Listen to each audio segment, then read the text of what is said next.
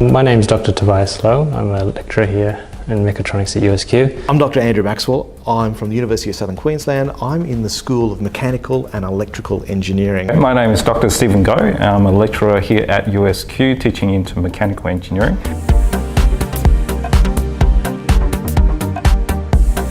I use robotics in my teaching to, I suppose, show the students some of the theory that they learnt in their robotics sort of class and their subject.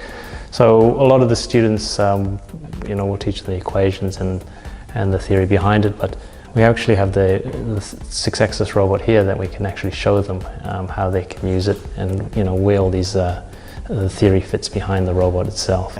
We give them the robots, they have a bit of a drive around. We then say, right, you've got to come up with a race course. And they need to then say, well, okay, how are we going to build this race course? So we bring in some pool noodles, we give them gaffer tape, we give them common stuff they can find, and get them to design race tracks where they can then race these around. But of course, they've got to think about what the speed of this thing is, what the dimensions are, can it get around corners? So they actually have to start applying some problem-based learning aspects to this. Majority of my work previously in terms of robotics is actually not at the university teaching level, but more so at engaging primary school students.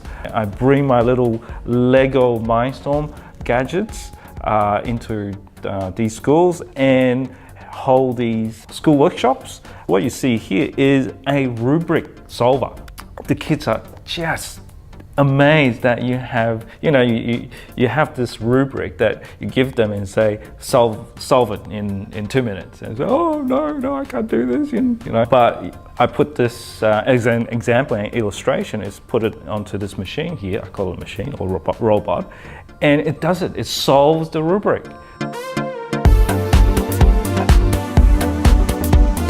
Prior to the robot, I suppose, we were only teaching the theoretical and we could only simulate a lot of the motions that the robot could do, so they could see that in simulation only.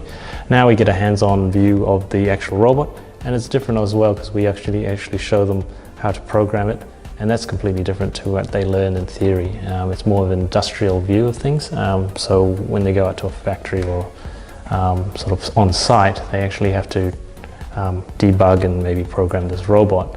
And they get to do that here.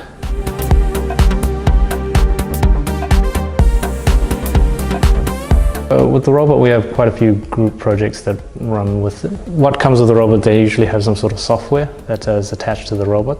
So that gets, that simulation package there can get shared across multiple users, and they get to all work on that one robot system and then merge all their sort of products together and then actually run it on the robot system itself. So there are some collaboration technologies there that exist with the robot itself. For adult learners, there's something that this particular device can help assist within our understanding how team works as well. And I'm thinking about how we can actually incorporate into adult learning or university teaching, but at the moment we're still playing around with some ideas that we can incorporate at university level, particularly introducing teamwork into some of our first year courses.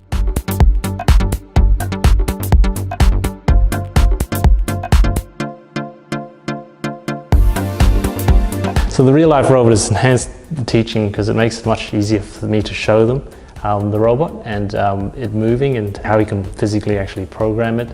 It gives them a lot more motivation. They get to see their product or their code or their thing running on a real robot rather than on a simulation system, or rather just seeing the numbers on the screen.